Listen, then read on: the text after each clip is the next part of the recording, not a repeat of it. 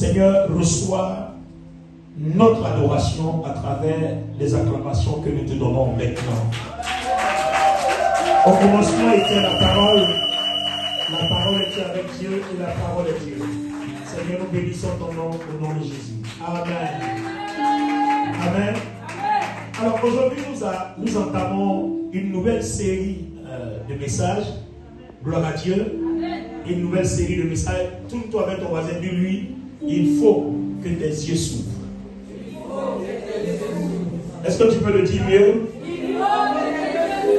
Alléluia. Il faut que tes yeux s'ouvrent. Amen. Il faut que tes yeux s'ouvrent. Mes yeux doivent s'ouvrir. Et mes yeux doivent voir.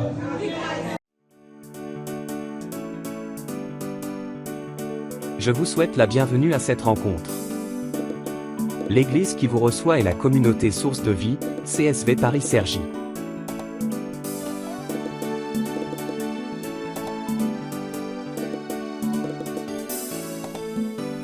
Je suis Dr Olivier Bonny, le pasteur principal.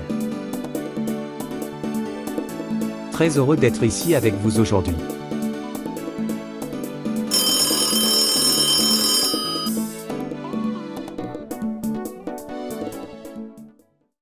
Allons-y dans les Actes des Apôtres, le chapitre 26. Actes des Apôtres, chapitre 26, versets 9 à 18. Pour moi, Oui, j'avais cru devoir agir vigoureusement contre le nom de Jésus de Nazareth. oui. C'est ce que j'ai fait à Jérusalem. J'ai jeté en prison plusieurs des saints, ayant reçu ce pouvoir des principaux sacrificateurs, et quand on les mettait à mort, je joignais mon suffrage à celui des autres. Je les ai souvent châtiés dans toutes les synagogues et je les forçais à blasphémer. Dans mes excès de fureur contre eux, Oui. je les persécutais même jusque dans les villes étrangères. C'est dans ce but que je me rendis à Damas, Oui. avec l'autorisation et la permission des principaux sacrificateurs. Oui, pour faire quoi? Vers le milieu du jour, au roi, je vis en chemin resplendir autour de moi et de mes compagnons une lumière venant du ciel Très bien. et dont l'éclat surpassait celui du soleil. Nous tombâmes tous par terre, Oui. et j'entendis une voix qui me disait en langue hébraïque: Saul, Saul, pourquoi me persécutes-tu? Oui. Il te serait dû de reguimber contre les aiguillons. Oui. Je répondis: Qui es-tu, Qui es-tu? Seigneur? Et le Seigneur dit: Oui. Je suis Jésus que tu persécutes. Mais lève-toi Lève-toi. et tiens-toi sur tes pieds, car je te suis apparu pour t'établir ministre et témoin des choses que tu as vues Pour faire quoi? et de celles pour lesquelles je t'arrêterai. Je t'ai choisi du milieu de ce peuple Afin que... vers Continue. qui je t'envoie, Continue. afin que tu leur ouvres les yeux, Afin que tu leur ouvres les yeux. Dis avec moi. Afin que tu leur ouvres les yeux. Continue. pour qu'ils passent des ténèbres à la lumière, Pour qu'ils passent des ténèbres à la lumière. Répète avec moi. pour qu'ils passent des ténèbres à la lumière, et de la puissance de Satan à Dieu. Et de la puissance de Satan à Dieu. Et de la puissance de Satan à Dieu. Pour qu'ils reçoivent par la foi en moi le pardon des péchés et l'héritage avec les sanctifiés. Waouh! Seigneur, merci pour ta parole. Éclaire-nous en ouvrant nos yeux aujourd'hui même, au nom de Jésus le Christ.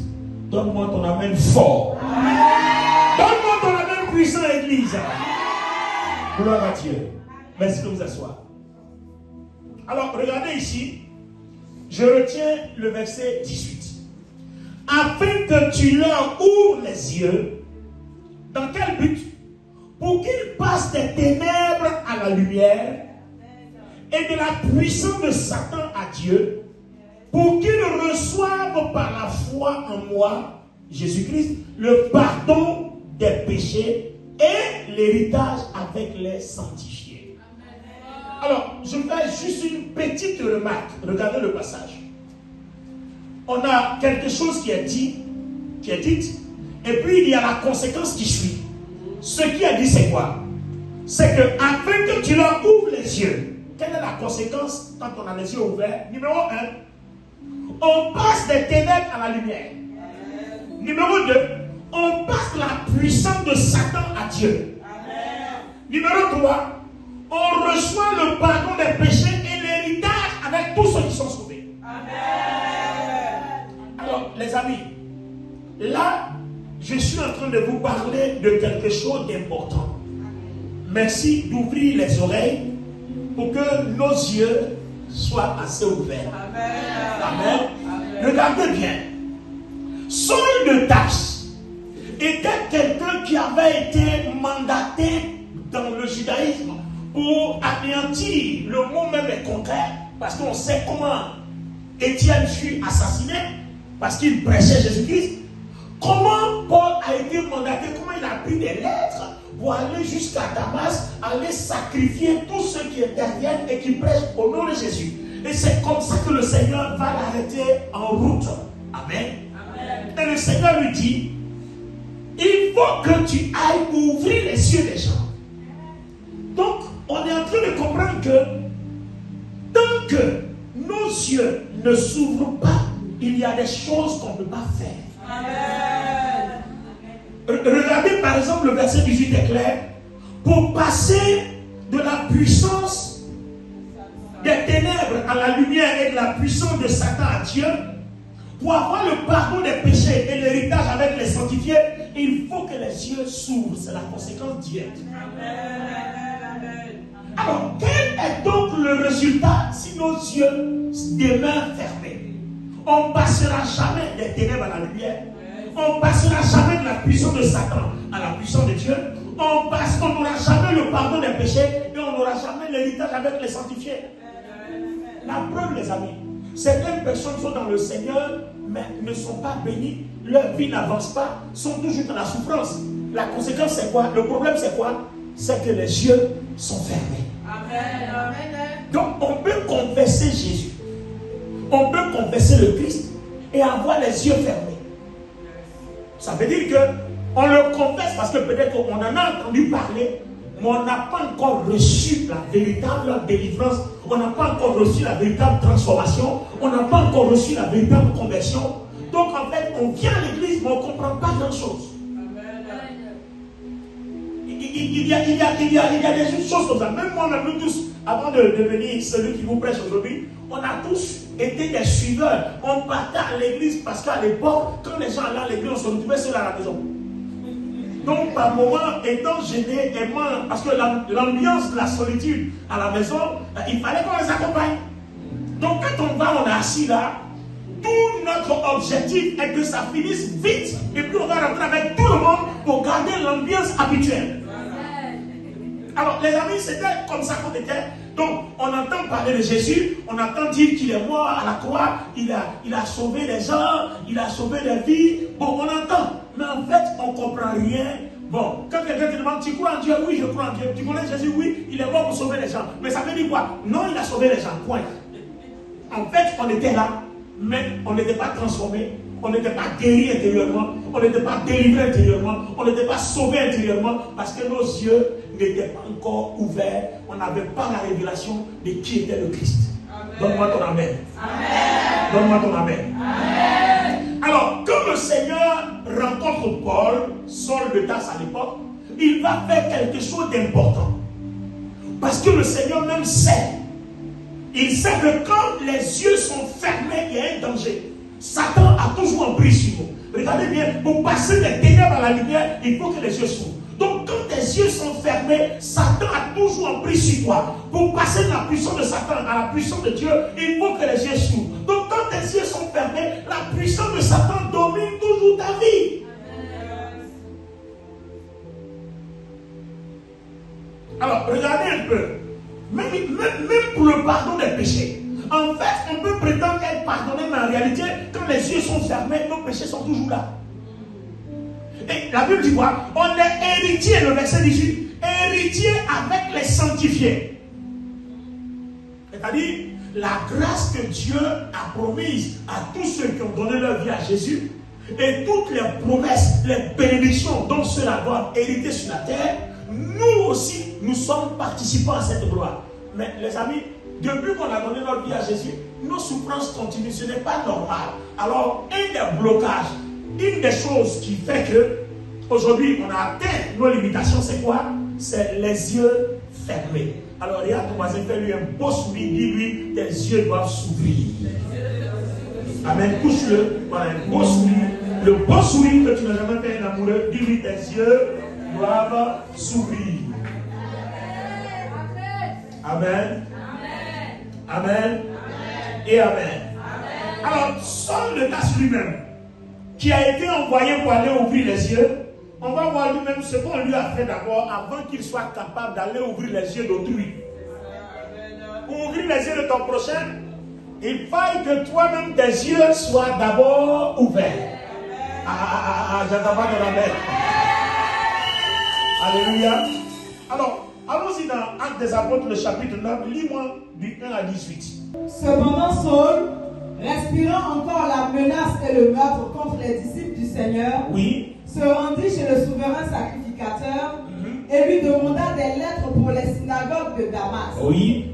afin que s'il trouvait des partisans de la nouvelle doctrine, Oui. hommes ou femmes, il les amena liés à Jérusalem. Comme il était en chemin et qu'il approchait de Damas, tout à coup, une lumière venant du ciel resplendit autour de lui. Il tomba par terre et il entendit une voix qui lui disait: Saul, Saul, pourquoi me persécutes-tu? Il répondit: Qui es-tu, Seigneur? Et le Seigneur dit: Je suis Jésus que tu persécutes. Il te serait dur de regimber contre les aiguillons. Oui. Tremblant et saisi d'effroi, il dit: Seigneur, que veux-tu que je fasse? Et le Seigneur lui dit: Lève-toi, entre dans la ville, et on te dira ce que tu dois faire. Très bien. Les hommes qui l'accompagnaient demeurèrent stupéfaits. Ils entendaient bien la voix, mais ils ne voyaient personne. Vous voyez, ils entendent que quelqu'un parle, mais leurs yeux ne peuvent pas voir la personne qui parle. Ça aussi, c'est une autre dimension de la vie chrétienne.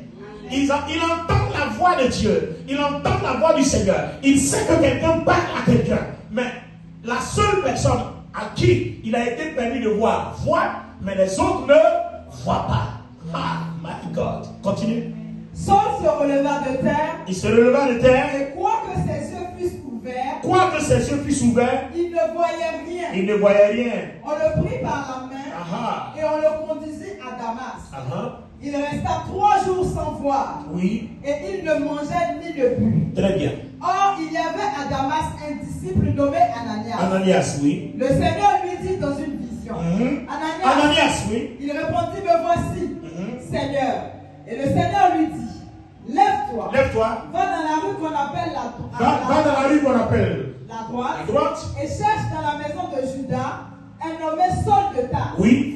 Car il prie. Et il a vu en vision un homme du nom d'Ananias qui entrait et qui lui imposait les mains afin qu'il recouvrât la vie. Très bien. Ananias répondit: Oui. Seigneur, j'ai appris de plusieurs personnes tout le mal que cet homme a fait à tes saints dans Jérusalem.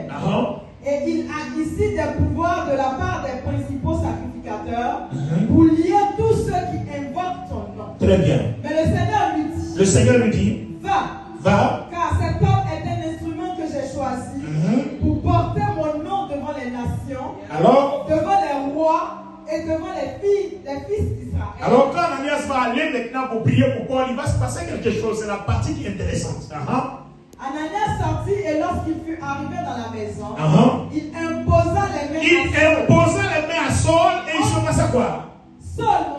Saul, mon frère, le Seigneur Jésus, qui t'est apparu, par lequel tu venais, m'a envoyé pour que tu recouvres la vue. Il m'a envoyé pour que tu vois. Et que tu sois rempli du Saint-Esprit. Si tu vois, tu seras rempli du Saint-Esprit. Au même instant, il tomba de ses yeux comme des écailles. Et il il recouvra la vue. Il se leva et fut baptisé du Saint-Esprit. Amen. Merci de vous asseoir. Vous voyez, quand nous lisons ce passage de Saul de Tarse, vous voyez, c'est une histoire vraie, mais c'est en même temps une parabole. Quand le Seigneur l'a rencontré, il a été aveugle. Mais en fait, le Seigneur nous parle en parabole, il nous parle en esprit. Pour nous dire que quand on est dans le monde sans Jésus, nous sommes aveugles. On voit, nos yeux sont ouverts, mais en fait on ne voit pas. On regarde, on voit les hommes, mais les choses de l'esprit, les choses de la gloire, les choses de la grandeur, les choses de la bénédiction, les choses qui peuvent écraser l'ennemi, on ne peut pas les voir. Il faut être délivré de la cécité. Il faut passer par une prière. Les écailles doivent tomber, les yeux doivent s'ouvrir, afin qu'on voit la gloire, afin qu'on voit le bonheur, afin qu'on voit la puissance de Dieu. Donc, c'était une histoire vraie, mais c'était en même temps un langage codé. Dieu parlait en parabole. Pour dire qu'aussi longtemps que nos yeux restent fermés, il y a des choses dont on ne pourra pas hériter. On ne pourra jamais passer des ténèbres à la lumière. On ne pourra jamais passer de la puissance de Satan à la gloire de Dieu. On ne pourra jamais recevoir le pardon des péchés. On ne pourra jamais hériter des promesses et des bénédictions que Dieu accorde à tous ceux qui croient en son nom. Et regardez par exemple le cas de Saul de Tarse. Le Seigneur Jésus l'a rencontré, mais il n'a pas été baptisé du Saint-Esprit. C'est quand les écailles sont tombés, quand il a compris qui est le Christ, quand il a compris qu'il doit changer, qu'il ne doit plus être un meurtrier, mais qu'il doit être un prédicateur de la gloire de l'évangile de Jésus-Christ, à ce moment-là, il fut baptisé du Saint-Esprit.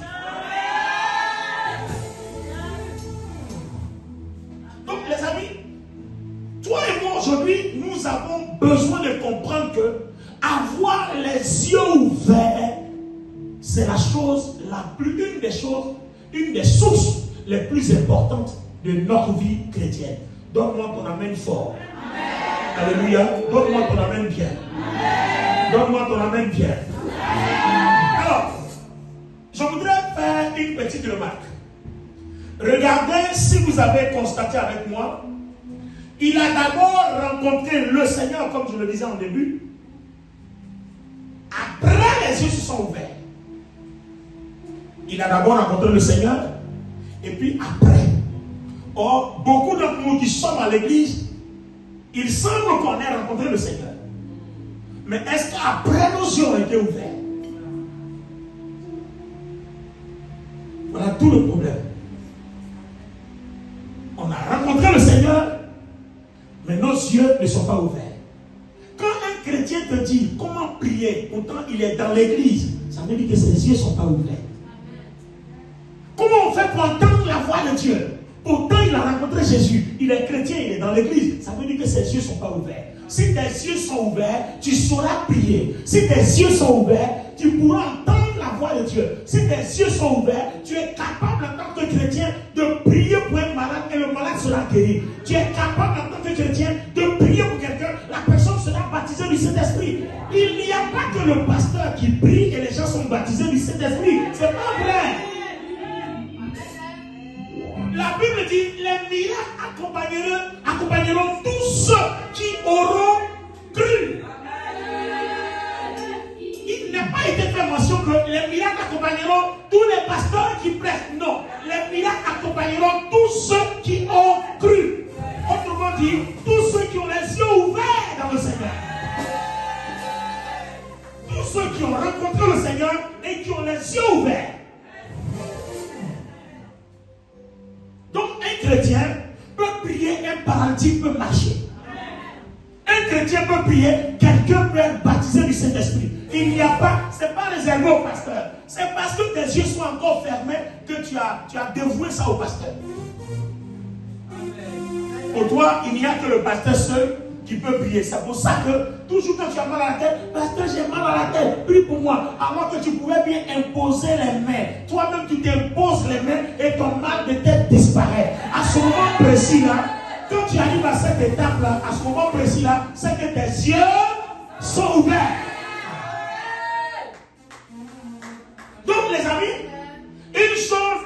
rencontrer le Seigneur. Une autre est de batailler pour avoir nos yeux ouverts. Alors, si tes yeux ne sont pas ouverts, tu es un bon esclave. Ah ben oui. Les amis, le mot il est fort, mais permettez-moi de vous le dire aussi cru. Si nos yeux ne sont pas ouverts, nous demeurons esclaves. Même la Bible dit, l'héritier, aussi longtemps qu'il est enfant, il ne peut pas jouir de son héritage. Donc vous voyez, quand vos yeux ne sont pas ouverts, que vous êtes dans le Seigneur, vous êtes comme un avorton, un bébé spirituel, vous ne comprenez rien, vous dépendez de tout le monde. Pour un mal de tête, un mal d'orteil, quelqu'un doit venir à votre secours. Pour vous procéder, pour un songe, vous avez vu un poulet au rein blanc vert, quelqu'un doit interpréter ça pour vous. Vous voyez, il y a un problème. Alléluia.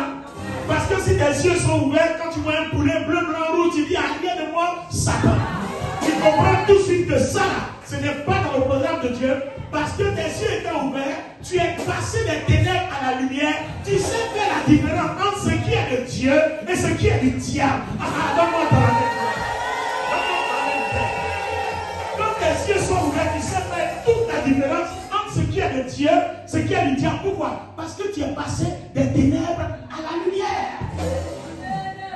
Come on, somebody. Tu es passé de la puissance de Satan à la puissance de Dieu. Ça veut dire que la puissance de Satan ne te manipule plus. Parce que beaucoup des songes que vous nous envoyez pour interpréter, beaucoup ne sont pas de Dieu. Les Américains disent que quand on mange beaucoup d'oignons, on rêve beaucoup. Vous voyez? Donc quelqu'un qui a bien mangé, qui est bien rassasié, écoutez, tu fais un songe. Généralement, les révélations de Dieu sont très courtes.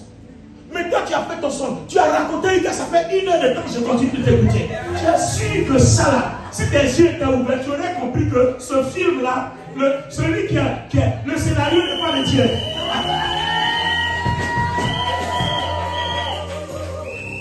Si tes yeux étaient ouverts, tu aurais compris ça. Tu ne serais même pas venu déranger quelqu'un. Donc vous voyez que avoir les yeux ouverts nous donne notre indépendance spirituelle. Il faut que tu te battes à partir de cet instant-là pour avoir les yeux ouverts. Ça te donne, ça t'octroie ton indépendance spirituelle. Et quand tes yeux sont ouverts, tu ne peux plus être rebelle dans l'église. Tu serviras le Seigneur. Je dis, tu serviras le Seigneur. Tu ne seras pas dans la division. Tu ne seras ni dans la critique, ni dans la calomnie. Tu ne désobéiras pas à ton pasteur. En tout cas, tu ne seras pas rebelle parce que tu comprends les choses de Dieu. Puisque étant passé des ténèbres à la lumière, tu sais faire la différence. Donc quand les ténèbres arrivent à toi, tu dis, arrière de moi, je suis dans la lumière. Puisque tu es passé de la puissance de Satan à la puissance de Dieu, quand tu vois la puissance de Satan se manifester, tu dis, arrière de moi. Ça, je connais la puissance de Dieu. Ça, c'est la puissance de Satan. Arrière de moi. Et puisque tes péchés sont pardonnés et que tu as un héritage avec les saints, tu sais faire la différence quand Dieu bénit et quand le diable fait semblant comme si lui peut bénir. La vraie bénédiction vient de Dieu. Et celui qui a les yeux ouverts à ce discernement-là, il sait faire la différence et la part des choses. Donne-moi ton amen bien. Donne-moi ton amen fort. Donne-moi ton amen puissant. Alléluia. Alléluia. Alors, les amis, dans Luc, le chapitre 10, verset 22 à 24, il est dit, et se tournant vers les disciples, il leur dit en particulier, heureux les yeux qui voient ce que vous voyez. Heureux les yeux qui voient ce que vous voyez. Les prophètes autrefois ont désiré voir, ils n'ont pas vu, mais vous, vous avez vu. Donc vous voyez, quand on voit, il y a ce bonheur. Heureux. Heureux. Vous voyez, quelqu'un qui marche, qui ne voit pas, encore plus peut-il être heureux. Quelqu'un qui marche, qui ne voit pas, il s'en va où? Il s'en va dans un trou. Il s'en va dans un ravin. Donc tu ne peux pas avoir le bonheur quand tu ne vois pas. Alors la Bible dit heureux si tu vois. Heureux. Alors,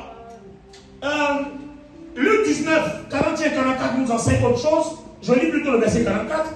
Si toi aussi, au moins en ce jour qui t'est donné, tu connaisses les choses qui appartiennent à ta paix, mais maintenant, elles sont cachées à tes yeux.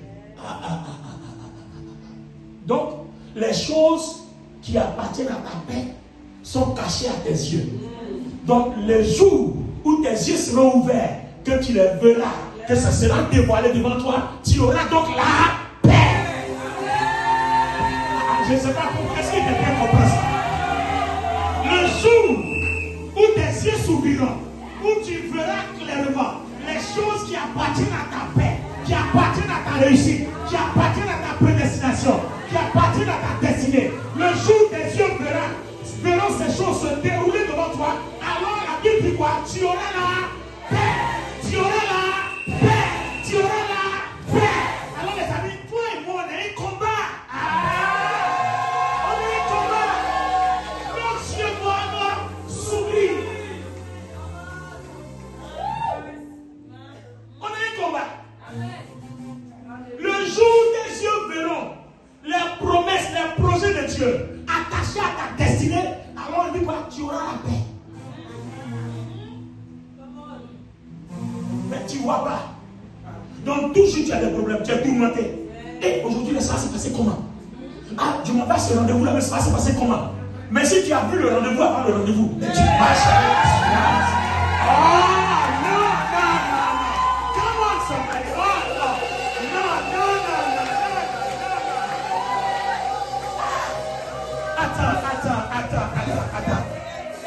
Attends. Tu t'en vas à un rendez-vous.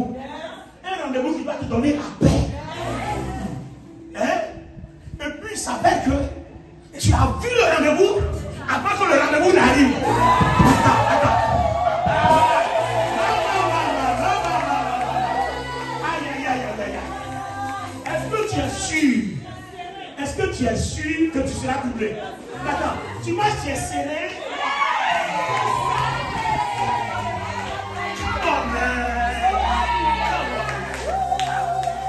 Tu as vu le rendez-vous avant le rendez-vous.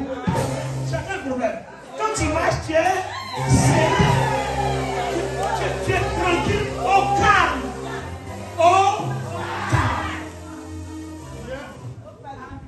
Les gens ne comprennent pas souvent pourquoi nous autres, on est serrés. J'ai déjà vu le film. Et je sais que ça va se terminer.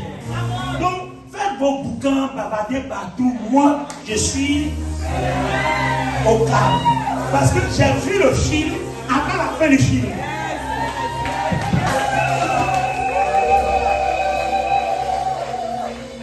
Alléluia. Wow. Alors, je termine par ce verset-là pour la première partie aujourd'hui. La première partie, Luc chapitre 2, verset 25 à 32, et je retiens le verset 32. Car mes yeux ont vu ton salut. Alors ça, j'aimerais qu'on lise parce que c'est la conclusion de la première partie. Amen. C'est la conclusion de la première partie. Gloire à Dieu. Amen. Donc aujourd'hui, on a vu en 1, Saul de Tarse. On a analysé son cas, sa situation. Ça nous entraînait à comprendre en 2 que voir est une bénédiction. Et on a vu que voir est un bonheur. Voir nous donne aussi quelque chose d'autre. Allons-y. Voir nous donne la paix. Donc cette assurance-là, vous voyez. Donc voir nous donne l'assurance. Amen. Et on va voir la troisième partie. Donc voir nous donne le bonheur. Voir nous donne l'assurance. On vient de voir tout à l'heure. Voir avant de voir, avant que la chose arrive. Amen. On va voir en dernière partie, en conclusion. Lisez-moi Luc 2, 25 à 32. Je vais me servir de ça, de la conclusion, pour conclusion de la première partie. Et voici, il y avait à Jérusalem un homme appelé Siméon. Cet homme était juste et pieux. Attendait la consolation d'Israël. Et l'Esprit Saint était sur lui. Oui. Il avait été divinement averti par le Saint-Esprit qu'il ne mourrait point avant d'avoir vu le Christ du Seigneur. Oui. Il vint au temple poussé par l'Esprit. Très bien. Et comme les parents apportaient le petit enfant Jésus pour accomplir à son égard ce qu'ordonnait la loi, oui. Il le reçut dans ses bras, bénit Dieu et dit, oui. Maintenant, Seigneur, tu laisses ton serviteur s'en aller en paix, selon ta parole. Oui. Car mes yeux ont vu ton salut. Amen. Alors, termine. Car mes yeux ont vu ton salut, salut que tu as préparé devant tous les peuples, lumière pour éclairer les nations et gloire d'Israël, ton peuple. Merci de vous asseoir. Yéli, Gladys, tu as une fois vu quelqu'un qui dit, je suis content de mourir. Non, dites-moi, vous n'avez pas vu quelqu'un. Il dit, il est content de mourir. Tu peux maintenant laisser ton serviteur et puis dire, mourir en paix. Est-ce que dans mourir, il y a la paix? On comprend pourquoi l'apôtre Paul dit, Christ est ma vie, la mort m'est un gain. Donc c'est la même chose que Simeon dit. Tu peux maintenant laisser ton serviteur partir parce que mourir avant j'avais peur. Bon, on attend la mort, on ne sait pas où on va. S'il y a paradis, s'il y a enfer, on est mélangé. Mais aujourd'hui, tu viens de me confirmer que le paradis existe parce que celui qui est le paradis, tu as permis que mes yeux voient. Donc je peux mourir en paix parce que je sais où je vais car mes yeux ont vu. Les amis, c'est la conclusion de la première partie. Vous voyez, je peux maintenant mourir en paix parce que je sais maintenant que je ne vais pas en enfer. Je sais maintenant que je n'ai pas vécu par hasard. Je sais maintenant qu'à la fin de la vie, il y a une vie éternelle beaucoup plus glorieuse que celle qu'on a vécue en chair sur terre. Donc maintenant que j'ai la confirmation, maintenant je peux aller en paix. Ayant vu de mes yeux, j'ai la confirmation, je peux maintenant aller en paix. Quand on voit la mort n'est plus un problème, quand on voit la malédiction n'est plus un problème, quand on voit la maladie n'est plus un problème, quand on voit les blocages ne sont plus un problème, celui qui a vu, c'est celui-là qui marche avec son assurance, qui a son bonheur assuré, qui a sa joie assurée, qui a sa paix assurée. Quand on voit, on n'a plus les problèmes que tout le monde a.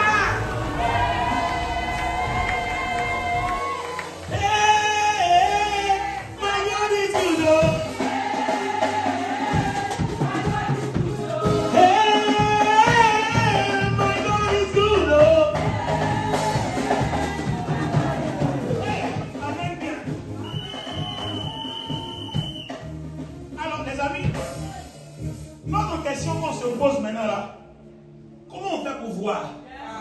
Voilà, c'est ça là qu'on va voir la prochaine fois. Levez la main.